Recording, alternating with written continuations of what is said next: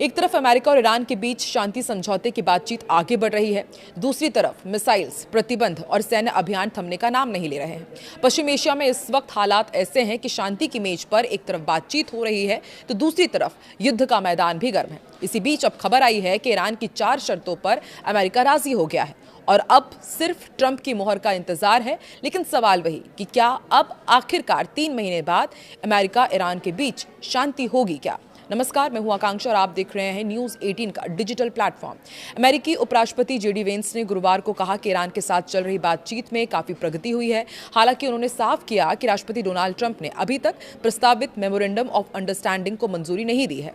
Veins ने कहा कि हम कुछ भाषा संबंधी बिंदुओं पर आगे पीछे बात कर रहे हैं, हमने काफी प्रगति की है और उम्मीद है कि राष्ट्रपति इस समझौते का समर्थन करने की स्थिति में होंगे, लेकिन अभी कुछ भी तय नहीं है। इसी बीच खबर यह भी आई कि नेतन्याहू ने अपने सैनिकों से 70% गाजा पर कब्जा करने को कहा है। अमेरिका ईरान अब किन शर्तों पर राजी हुए हैं वो भी आपको बताते हैं। सबसे पहले आपको बताते हैं कि ईरान किन शर्तों पर राजी हुआ है। देखिए, परमाणु हथियार बनाने की कोई इच्छा नहीं, इसका वादा करेगा ईरान। दूसरा ये कि HEU यानी कि हाई एनरिच्ड यूरेनियम, जिस पर लगातार पेच फंसा हुआ था, इसे छोड़ने पर भी ईरान बातचीत शुरू करेगा, क्योंकि अभी तक ईरान ने यह साफ कर दिया था कि वो एनरिच्ड यूरेनियम को किसी भी हाल में नहीं छोड़ेगा। लेकिन अब यदि बातचीत शुरू होती है छोड़ने पर, तो शायद हो सकता है कि समझौता हो जाए। इधर स्ट्रेट ऑफ हॉर्मुज को खोला जाएगा और जितनी भी माइंस वहां पर बिछाई गई थी उन्हें भी हटाया जाएगा। ये तो ईरान की शर्तें थी जो अमेरिका ने ईरान के ऊपर रखी थी और शायद ईरान इन पे मान गया है। और अब अमेरिका किन शर्तों पर राजी हुआ है वो भी आपको बताते हैं।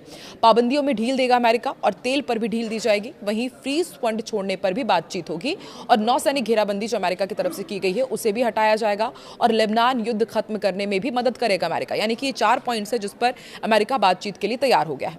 बातचीत के बीच गुरुवार रात ईरान के बुशेहर प्रांत में एयर डिफेंस सिस्टम सक्रिय कर दिए गए।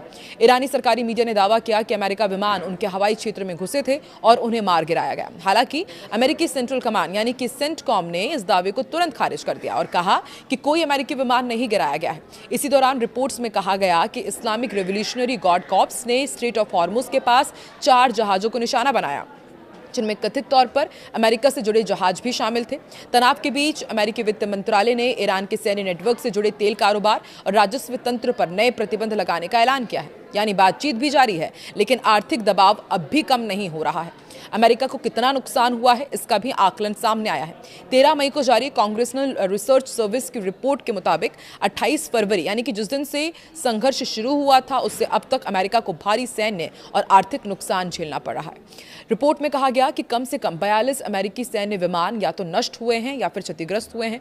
पूरे अभियान की लागत करीब $29 अरब तक जा पहुंची है। अमेरिका ने 24 MQ-9 रीपर ड्रोन भी गंवाए हैं।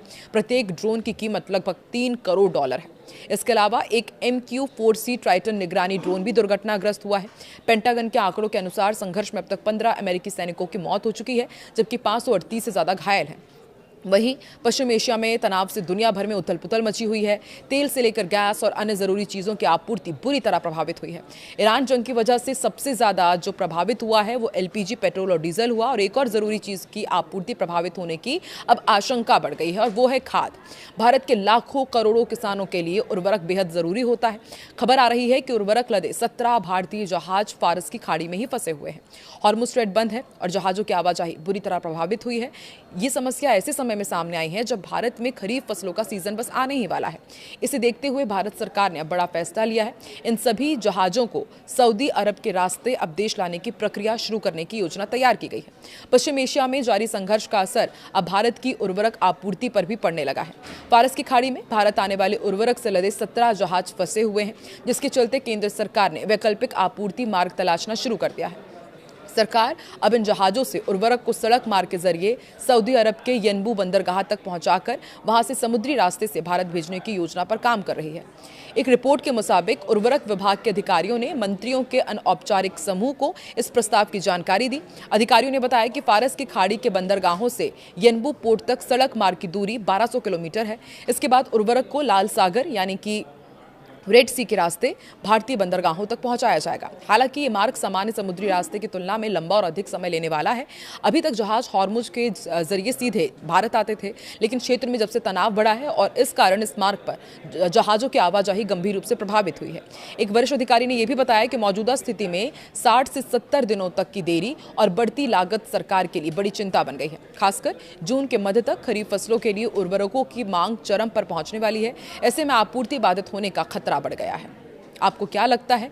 एक तरफ लगातार एक दूसरे पर हमले हो रहे हैं, एक दूसरे के ड्रोन और विमानों को मार गिराने का दावा किया जा रहा है, खाद की भी किल्लत बढ़ रही है। वहीं दूसरी तरफ ईरान और अमेरिका के बीच एटलीस्ट कुछ पॉइंट्स पर तो अब सहमति और बातचीत हो सकती है। तो क्या आने वाले दिनों में आखिरकार 3 महीने बाद ईरान और अमेरिका के बीच सब कुछ ऑल इज वेल हो जाएगा? आपको क्या लगता है? कमेंट सेक्शन में जरूर बताएं।